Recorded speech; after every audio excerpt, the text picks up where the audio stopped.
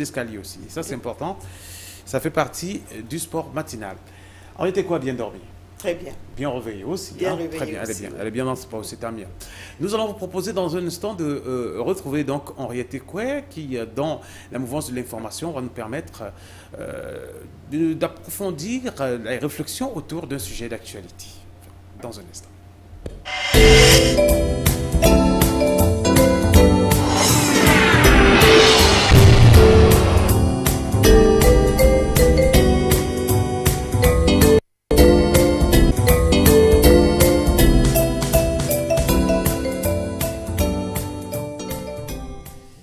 Et ce matin, nous allons nous intéresser à l'UNDP. Eh bien, comme il est tradition dans toutes les institutions, hein, l'UNDP aussi a voulu transmettre ses voeux de bonne année, meilleurs voeux, succès, longévité à son président.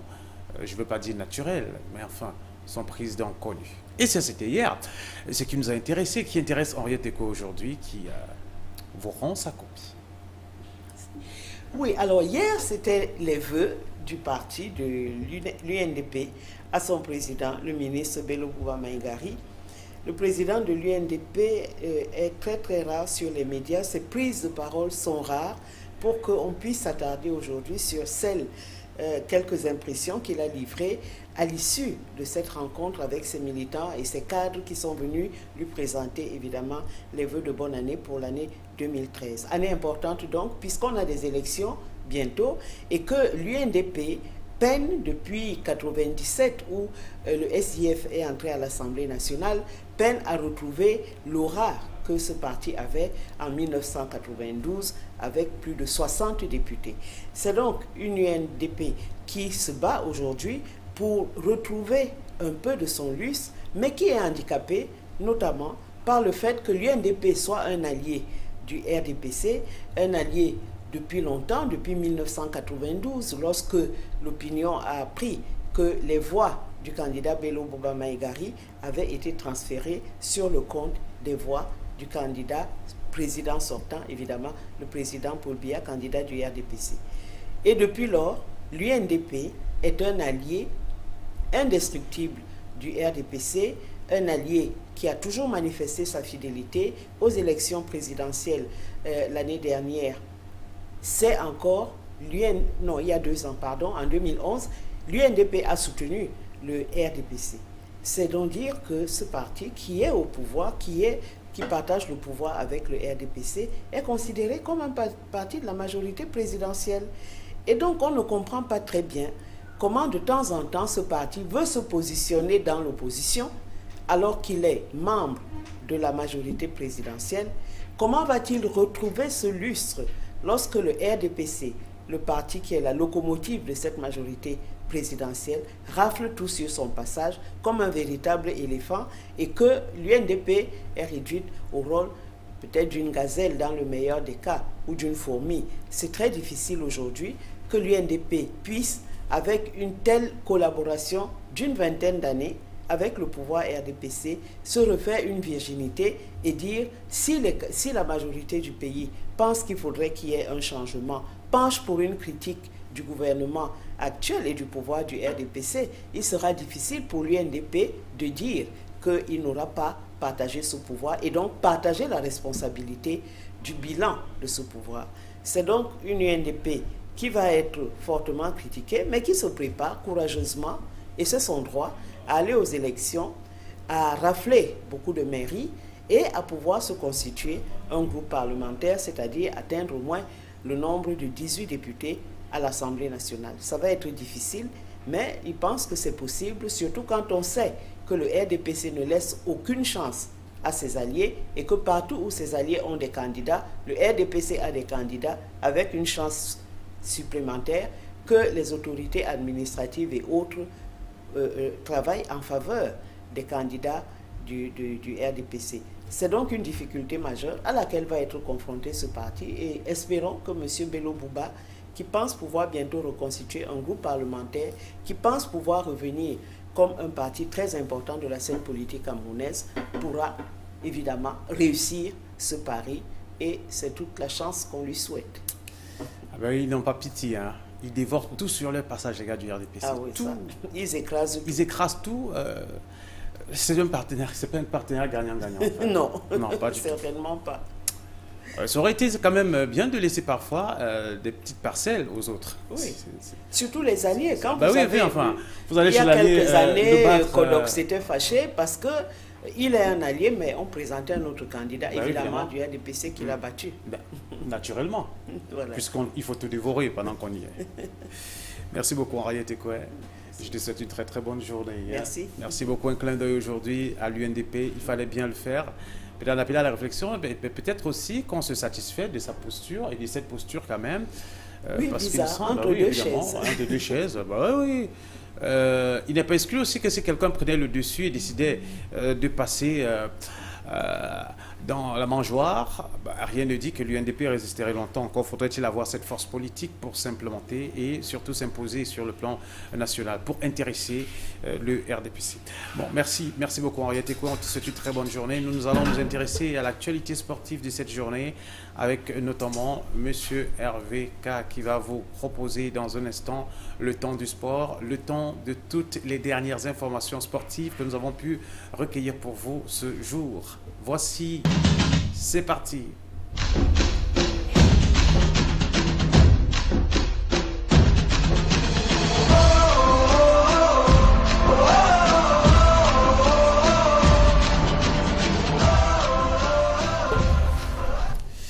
Avec Hervé K. Ouais, vraiment, ta tenue me fait... Ah bon? Ta tenue me fait flipper. Oh, flipper. Oh là là là là là là Non, mais c'est là une là tenue là qui me là fait là. flipper. Oh là là. C'est un thème. Oh là là C'est un là thème qu'une jeune dame a là tenu là quand là même. là là. C'est une jeune dame qui m'a tenu ce langage. Ah bon? Jean de Grâce, à la division, Tu tu me fais flipper. flipper. Tu as eu la chair de poule. Tu as eu la chair de poule. Qu'est-ce qu'on entend vraiment parfois? Alors, Ta tenue me fait flipper. Non, mais elle est très belle tenue, franchement. merci Jean de Grâce. C'est le lieu de le dire. Franchement, c'est très beau. Nyabonga papa. Nyabonga papa. Nyabonga feu tout. Nyabonga feu tout. Bah oui, ça, tout ça. Bienvenue Hervé. Bien, bonjour Jean de Grâce. Bah, allez, c'est parti. Sabonani Baba. Sabonani Baba. Bonjour Jean de Grâce. Merci beaucoup, même si l'Afrique du Sud, évidemment. Vous répondez Nedjani. Nedjani, c'est ça. Ça va bien? On dit Saboni Baba. Hein? Saboni Baba. Sabonani. Voilà, Sabonani. Nedjani. Nedjani Baba. Franchement. C'est beau quand même, hein? Allez, c'est une autre c'est le Zoulou. C'est du Zoulou.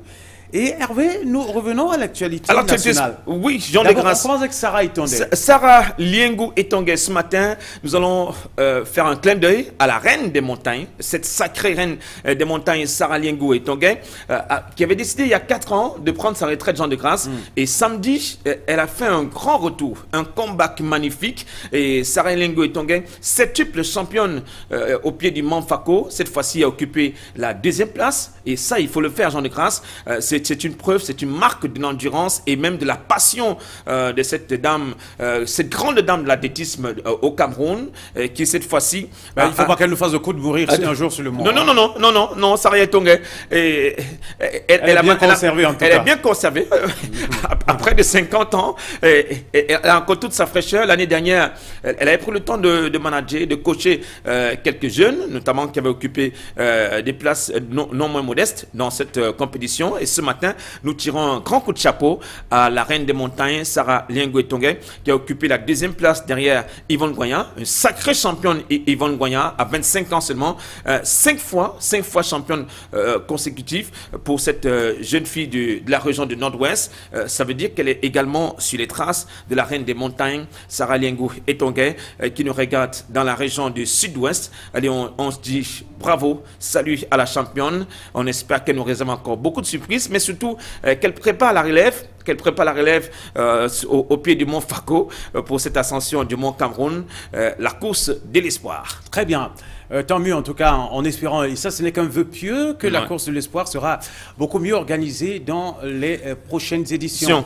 Qu'on retrouve un tout petit peu l'esprit qu'on avait ressenti, pressenti pendant les premières éditions. Les premières éditions. De cette course-là qui avait connu l'adhésion de tout le peuple camerounais. Tout le peuple, on a comme l'impression que cette fois-ci, c'est en train de mourir. C'est une épreuve qui concerne uniquement les acteurs et même les organisateurs de cette compétition.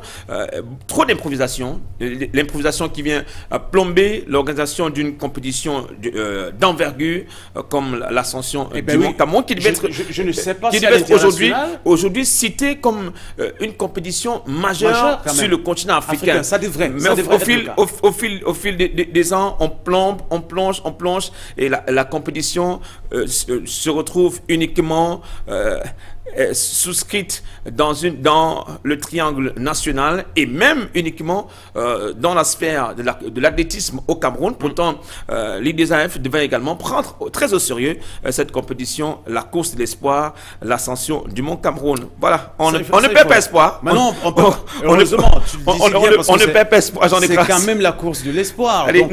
Nous allons continuer à interpeller les organisateurs. Il faudrait davantage soigner l'organisation de cette course de l'espoir. Sympathique moment en tout cas de sport autour d'un idéal et d'un mont qui porte le Cameroun, le Mont Cameroun, en espérant qu'on arrive à des meilleures fins. Nicolas Nkoulou, c'est le deuxième arrêt de ce programme ce matin. Allez, deuxième arrêt de ce programme ce matin, j'en ai grâce. Nous sommes dans le giron du football. Nous parlons de Nicolas Nkoulou Doubena, l'un des joueurs de l'Olympique de Marseille, défenseur également des Lions indomptables, pointé du doigt dans la petite forme ces derniers jours des joueurs marseillais. Nicolas Nkoulou qui se défend, il se défend fermement comme un Camerounais et il dit: je ne suis pas seul à ne pas être au niveau dans le groupe des Phocéens, parce que ça va mal à l'Olympique de Marseille, même si l'Olympique de Marseille occupe la troisième position. Nicolas Nkoulou qui était très ravi de la victoire de ce week-end contre Valenciennes. Marqué par un défenseur. Marqué par un défenseur, Rod Fanny. Vous comprenez que même les défenseurs ont compris. Ça va mal. Hein, les défenseurs ont compris. Quand ça va mal, les défenseurs sont les premiers à être accusés. Et cette fois-ci, les défenseurs vont également chercher ses buts. Et Nicolas Nkoulou qui dit: je ne suis pas le seul. Ça va très mal. Tout le monde va très mal. Il est sorti de Valbuena qui dit: je reste à Marseille. Marseille va en coup de Ligue des Champions. Un coup il va partir. Un coup il va rester. Hier encore, il me disait qu'il a signé pour 2 ans. Est-ce qu'il reste, est-ce qu'il part? Il y a un nouveau feuilleton au sein de l'équipe phocéenne. C'est le feuilleton Charles Caboret. Partira pas. Voilà. Vous comprenez que ça va très mal. Ça va très mal au sein de l'équipe de l'Olympique de Marseille avant ce classico. Le dimanche prochain. Qui fait saliver beaucoup de personnes. Allez. En tout cas, ça fait plaisir. Charles Caboret nous a servi une très bonne Coupe d'Afrique des Nations, très bon niveau. Il a été vraiment sacré monsieur de coup de gueule.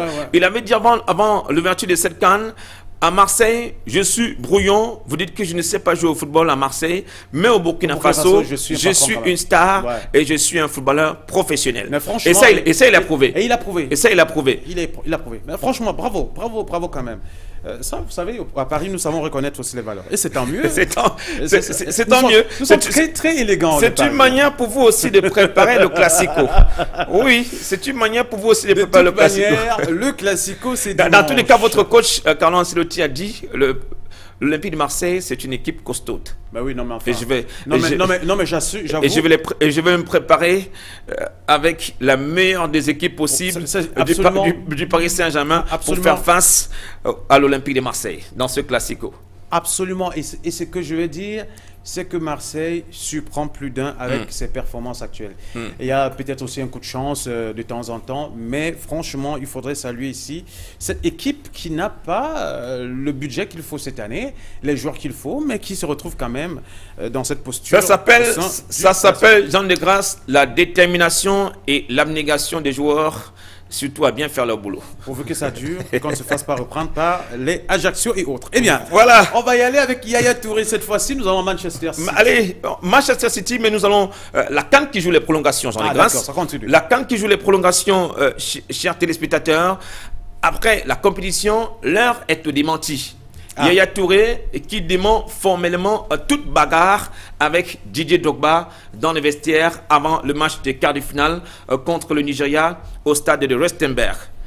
Pour lui, il dit ce sont des rumeurs, et rien que des rumeurs venues des gens qui sèment la zizanie au sein de cette équipe des éléphants de Côte d'Ivoire. Allez, Yaya Touré qui est en train de caresser un peu la coupe de Didier Drogba dans ce match contre les Super Guinea du Nigeria. Pourtant, ça a également jasé entre la presse ivoirienne et même certains fans des deux joueurs, Drogba et Yaya Touré. Yaya Touré précise, il n'est ni de près ni de loin associé à une telle histoire, une quelconque bagarre avec Didier Drogba avant le coup d'envoi de ce match de demi-finale, de quart de finale perdu contre le Nigeria au stade de Rustenburg. Vous comprenez que le vestiaire des éléphants également, ce vestiaire était bouillonnant, était très bouillonnant pendant cette 29e édition de la Coupe d'Afrique des Nations de football. Voilà, ce n'est qu'un démenti. Oui, évidemment. Ah là, je trouve un titre qui me plaît quand même. Hein. Le célèbre arbitre tunisien qui a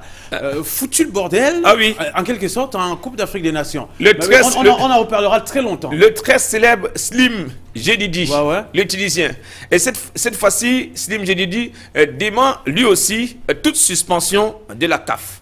Il demande toute suspension de la CAF. Et regardez la honte de Slim Jedidi, l'expulsion de Jonathan Pitroipa. Dans ce match contre les Black Stars du Ghana en demi-finale, c'était la honte de tout le football africain. Slim Jedidi, il demande toute décision, toute suspension de la CAF. Et qui a alors menti dans cette histoire? La CAF ou alors c'est Slim Jedidi qui est en train de il veut se convaitre, nous mener en bateau. Il veut se convaincre qu'il n'a pas suspendu. Mais il reconnaît s'être trompé sur ses décisions dans ce match. Slim Jedidi, là il est honnête. Et il balaie par la même occasion toute supputation sur les accusations également de corruption sur sa personne dans ce match contre les Black Stars du Ghana, et qui avait vu une victoire à l'arraché des étalons du Burkina Faso.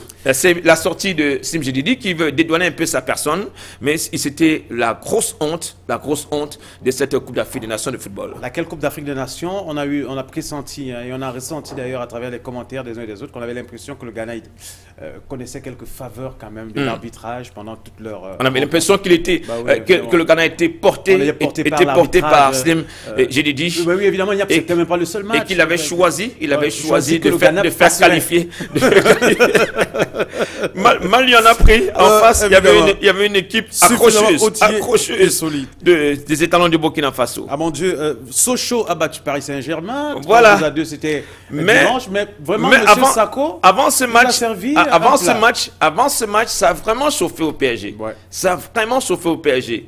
Le capitaine désigné par Carlo Ancelotti, Thiago Silva, absent. Sylvain Armand, absent. Christophe Jallet, absent. Bah oui. Monsieur Sako a refusé de porter le brassard. Sako, naturellement, devait être le capitaine. Et Mamadou Sakho a dit, niet, je ne porte pas ce brassard de capitaine. Si vous le décidez, je refuse. Et à la surprise générale, c'est Blaise Matuidi qui était le capitaine. Vous comprenez que Pat Sako... Et quelle performance dans cette rencontre? Mamadou Sakho... Nullissime. Mamadou Sakho n'est pas content. Lui qui s'est engagé avec le Paris Saint-Germain. Paris, tu peux. Pathès, qu'est-ce qu'il y a? Ça, c'est du Mamadou Sakho. Ouais. Ça, c'est Sakho qui s'est engagé et ne supporte pas d'être relégué sur le banc des remplaçants par Carlo Ancelotti, et il a fait savoir, je ne prends pas ce brassard de capitaine. Allez, Blaise Matuidi, capitaine. Paris, tu peux. Pathès, qu'est-ce qu'il y a? Ça, c'est Sakho. Allez, c'est tant mieux pour les Marseillais avant ce classico, et surtout qu'on annonce la présence d'un certain David Beckham. Ça promet. Je crois que ça va battre également le record des téléspectateurs dimanche prochain, ce Paris Saint-Germain-Marseille. Voilà. Merci beaucoup. Que ça se déchire dans le vestiaire du PSG. Jamais. Ça nous fera plaisir. Vous pouvez toujours attendre. Merci, bonne journée. Merci Jean Desgrasses. À demain. On passe à l'actualité de la presse. Nous allons faire rentrer dans cette arène Monsieur Pierre Laverdure en banc, qui est plus outillé que hier quand même. Hein, ça, il faut le dire. On retrouve des bonnes habitudes et la presse locale nous rend enfin sa copie intégrale. Dans un instant, vous serez servi.